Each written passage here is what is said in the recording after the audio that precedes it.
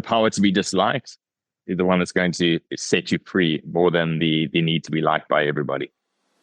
Welcome to the Kingspiration podcast. This is the place where you'll learn how to get unstuck and gain momentum in your life and business. Each week, we tackle the real aspects of entrepreneurship, personal development, relationships, and fitness. I'm your co-host, Ethan King from Atlanta, Georgia, USA, entrepreneur, TEDx speaker, and best-selling author of Wealth Beyond Money. And I'm your co-host, Justin King, no relation to Ethan, from Cape Town, South Africa, entrepreneur, speaker, and business growth strategist. Our journey crosses continents and cultures, sharing wisdom and experiences to propel you forward. Welcome to Kingspiration. Let's start the conversation.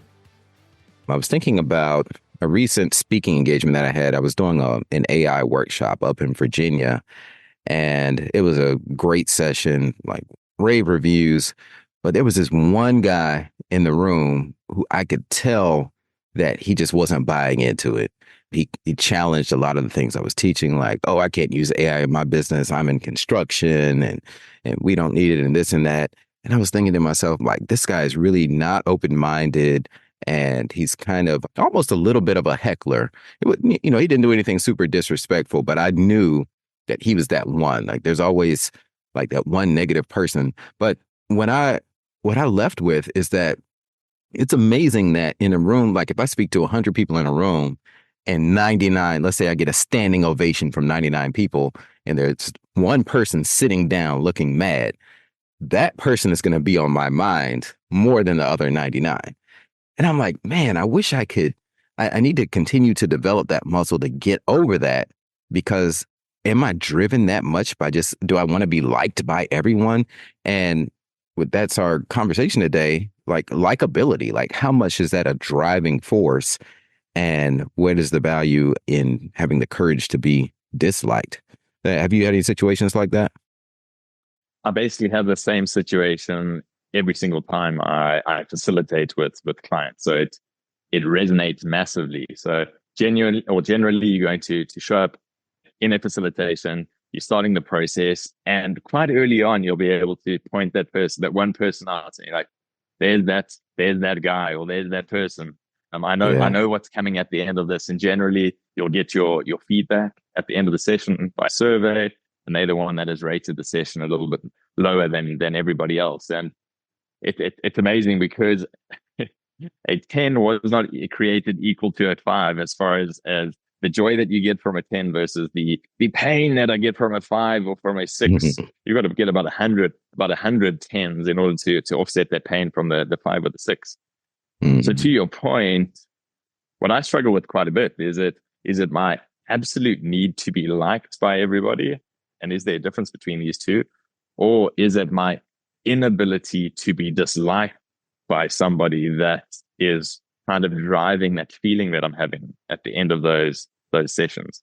It can become quite blurry between this need to be liked and just the ability to be disliked, or being okay with being disliked. And I actually came across an email newsletter recently that Chris Williamson sent out, and he's from Modern Wisdom, and he sends out a 3-minute Monday email. And he said, imagine a world in which you're unanimously adored by millions, but you hate yourself. Are you happy, and is it worth it? Now imagine a world where you're disliked by most people, but you love yourself. I propose that self-love you would be happier, because ultimately, in some roundabout way, the reason we want validation from others is to give us a good enough reason to validate ourselves. If you compromise yourself in order to gain favor with other people, you'll know, even if you think you're not keeping score, your subconscious is. Because here's the problem. We sacrifice the thing that we want, which is self-worth, for the thing which is supposed to get it, validation. And he goes on to say, you must not outsource your sense of self-worth to the crowd, but prioritize yourself. And I'm wondering if ultimately being disliked or liked is coming all the way back to a sense of self-worth. Yeah.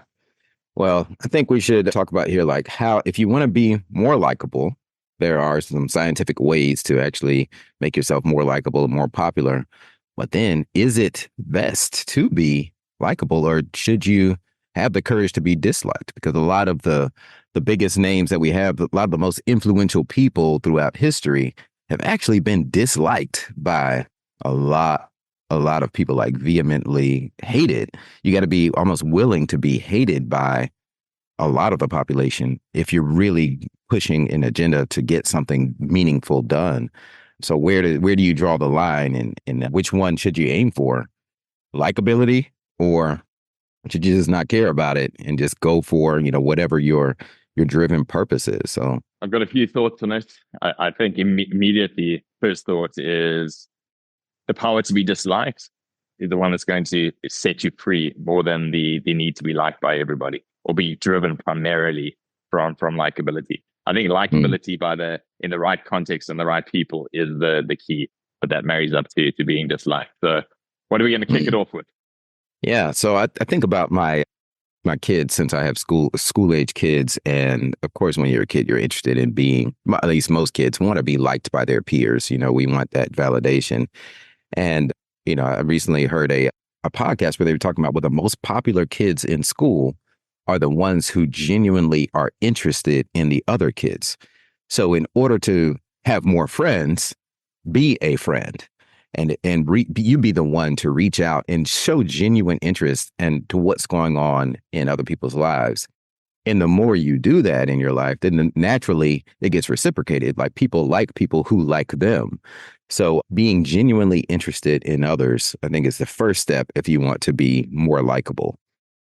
That makes perfect sense because Charles Duhigg's just written and released a book called Super Communicators. So he is the author of The Power of Habit, a massive bestseller. And there are quite a few elements of being a super communicator that he outlines in the book. And one of the very first ones is, for me, very closely linked to what you just said. And it's asking questions and asking more questions. And in particular, he said people that are super communicators ask 10 to 20 times more questions than let's call us ordinary communicators.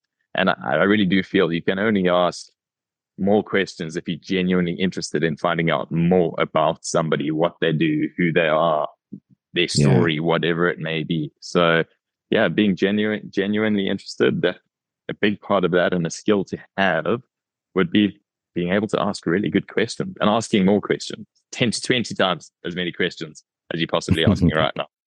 Right. Now, the next point you have down here is one that I struggle with, but be polarizing. What do you mean by that? And how does that contribute to likability? Yeah, I think in order to be somebody's favorite, you've almost got to be willing to be somebody's worst. So that's ultimately where this idea of be polarizing comes from. And for me, again, this leans more to the freedom that comes with being able to be disliked. We could also reference the idea of having 1,000 true fans. So I'm just trying to think, can you remember who came up with the concept of 1,000 true fans? The name has escaped me right now. I don't remember the name. I want to say Tim Ferriss, but I could be attributing to the wrong person. Winston Churchill, I'm sure. Definitely not Winston Churchill.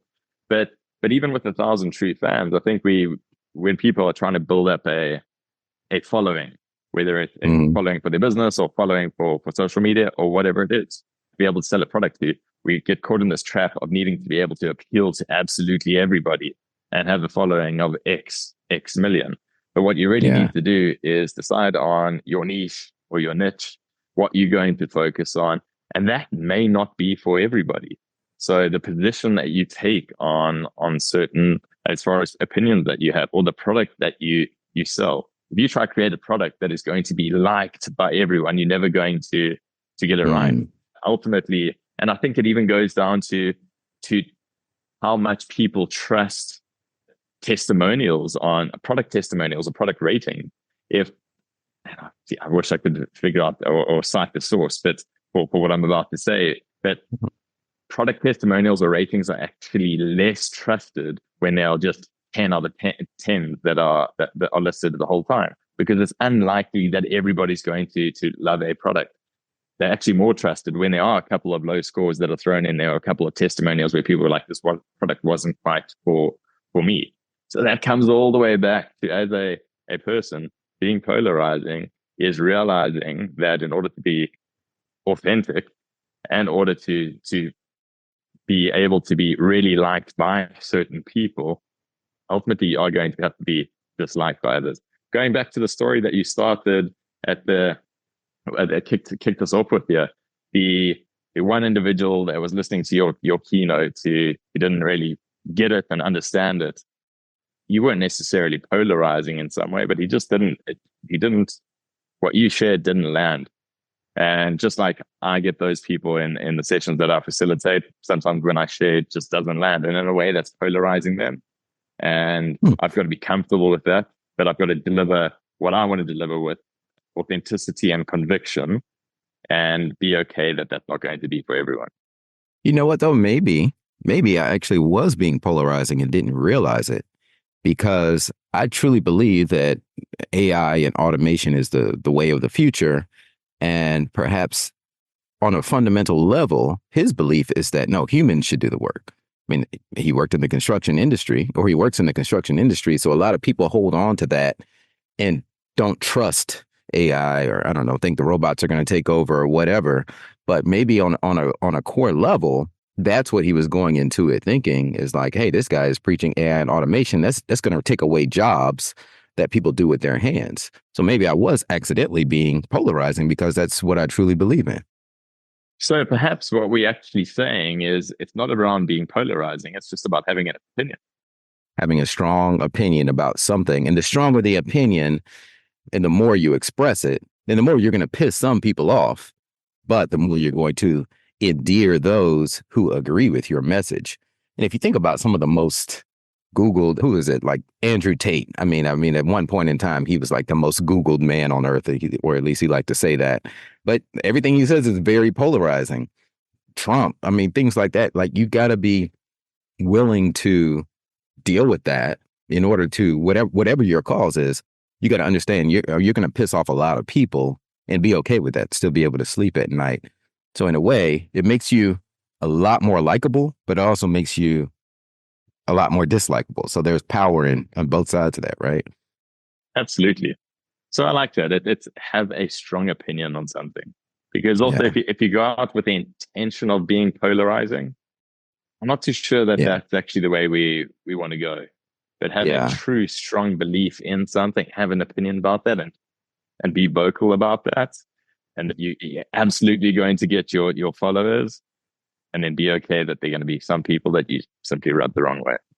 Yeah, it has to be genuine. Otherwise, it's just clickbait, right? If you're just trying to appear like you're saying something polarizing.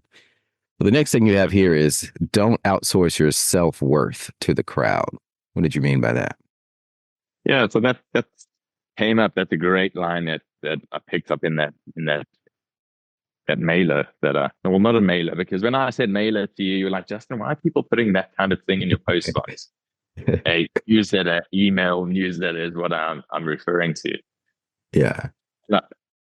I think that, don't outsource your self-worth to the crowd. That really is heavily on the side of this power to be disliked. And it was summed up quite well in a quote from Jimmy Carr. And if I bring that up very quickly, he speaks about the essence of an entertainer is, if you don't like me, I don't like me. So that's what we mean when you're outsourcing your self-worth to the crowd. And again, if we go back to your example right at the beginning of our chat now, if you are outsourcing your self-worth to the crowd, that one person would mean that you feel like a piece of shit, essentially. And if I had to look at the results of any survey that I do, post a facilitation with clients, and if I'm not getting 10 for everything and I'm outsourcing my self-worth to that crowd, if I'm not getting 10 for everything, then I ultimately feel like a piece of shit if it's not all 10s. So it's about being comfortable enough that that's almost this sense of perfection that we need to attain through the eyes of everybody else is ultimately going to drive a lot of unhappiness in ourselves if we do that. But if we can just be content with who we are in our own eyes, through our own lens, which is often the tricky bit, that's going to be a far better way to get an understanding of what your self-worth is and know what your self-worth is rather than getting it from, the expectation to get it from other people. Yep, 100%. It brings us to our next point, where permission to take up more space. So recently I was on an entrepreneur's retreat in Tulum, and we did this very impactful exercise where we were blindfolded and we had to move around a room, and we had music playing and we were kind of dancing and just moving around, and everyone was blindfolded. So the reason we did that is because you're naturally concerned about taking up someone else's space or bumping into other people or knocking over furniture or something. And we move around life like that, and a lot of times we hold ourselves back because we don't want to take up too much space in the world because how it might impact others. So this was a leadership activity, and it really, the lesson I left with is give yourself permission to take up more space in the world, and don't hold yourself back. Don't dim your light. Even as it talks about in the Bible about, you can't put a bowl over it. I'm totally butchering the scripture, but letting your light shine from the hill. Do you have any experience with that?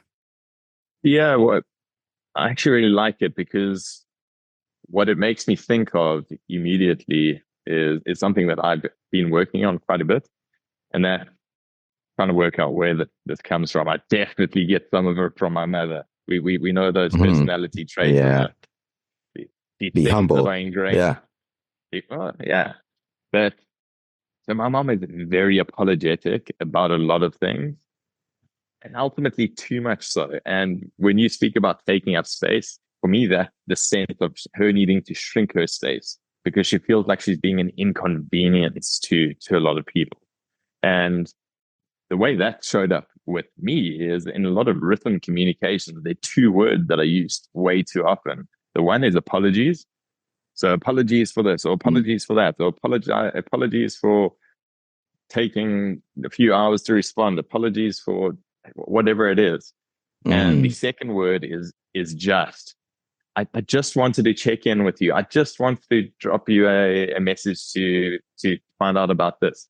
And again, that's shrinking away. So over the last few months, I've made a concerted effort, and I really like this idea of taking up space, of taking up more space in the conversation by removing the word apologies. And if there's something that I really do need to apologize for, I'd rather try to go on the grateful side to say thank you for your patience as an example, rather than apologies for the delay. And then secondly is also just removing the word just from any communication. So that I can start taking up more space and being more, showing You said just removing the word just. I like that. Oh, there we go. Exactly. Yeah. So skill number 2 will be from verbal communication. But those are two big things that stand out for me. Yeah, and it's in summary here, it's an interesting dance because you have be humble. We're all taught to be humble, or most of us probably are taught to be humble. I get it a lot too from my family and my parents. But then it's also taking up more space. It's like, how do you do that without dipping into the realm of narcissism or somebody labeling you a narcissist? I guess if you go too far on that end of it, maybe you just shouldn't care. Maybe, to me, this whole conversation really boils down to having a strong opinion on something meaningful and sharing that with the world and creating a movement behind that because you genuinely believe in it so much. Then you're not being narcissist, but you're also not being ashamed or humble, and you are driving forward on this mission, and naturally you will have the right people follow you. I really like that, and I buy into that completely. But I think that the term narcissism or being a narcissist gets thrown around quite loosely without all of us truly knowing how extreme narcissism can be and how self-serving, self-centered most relationships are with a narcissist are at the expense of the other person involved. There's always something that they needing to be able to get out of a relationship. So I think you would have to take it to quite the extreme what we've spoken about so far to get into the full realm of narcissism or being a narcissist. But I think Yeah. I think very often that we cautious of that, or we're too scared. We think, is this making me a narcissist in some sense? Do you think that comes up for people that, do you think some people that struggle with the idea of being disliked too quickly start to think to themselves, oh, I'm just being a narcissist in this instance? Do you think that happens? Probably, especially these days where that's kind of a hot word right now, narcissism and toxic and things like that, where people become more self-conscious and don't want to do anything that feels self-serving, even in the slightest, because they don't want to be labeled a narcissist. But you know what? I'm like, F that. I think if you believe in something, just go for it. Just spread the word. And honestly, I feel like society is too sensitive right now overall. And we need to get back to a little bit more of standing up for what you truly believe in and just not giving a crap what other people think. Yeah. But if I you think want to that's know if you're a that's narcissist, there's a test. Have you heard of the dark triad test? no. Yeah, you can go on, look up dark triad test. And it's 36 questions. And at the end, it'll rank your levels of narcissism and Machiavellianism and psychopathy. So you can figure out which one of those you lean towards, because we all lean towards one of those. So if you're curious, you can do that.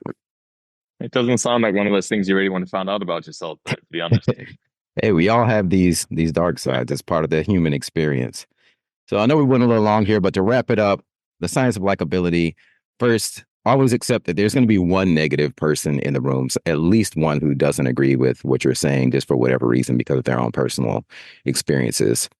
Two, if you want to be more popular, then be genuinely interested in other people. Three, don't be scared to be polarizing, especially if you have something that you truly believe in, genuinely believe in this opinion and you want to share it. It's okay to be polarizing. You're going to endear more people, and it's okay that you'll also piss off a lot of people. 4, don't outsource your self-worth to the crowd. And 5, give yourself permission to take up more space. Love it. That was a good chat. Thanks, Ethan. All right. That's a wrap for today's episode of Kingspiration. We hope this conversation sparked insights to ignite action in your life and business. We're on this journey together, sharing our challenges and successes to help all of us take the next step towards building momentum and ultimately reaching our goals. If you found value in today's episode, please share it with someone else who might benefit and leave us a 5-star review. And remember to hit subscribe so you don't miss out on our weekly conversations. Until next time, keep rolling, keep growing, and keep being inspired.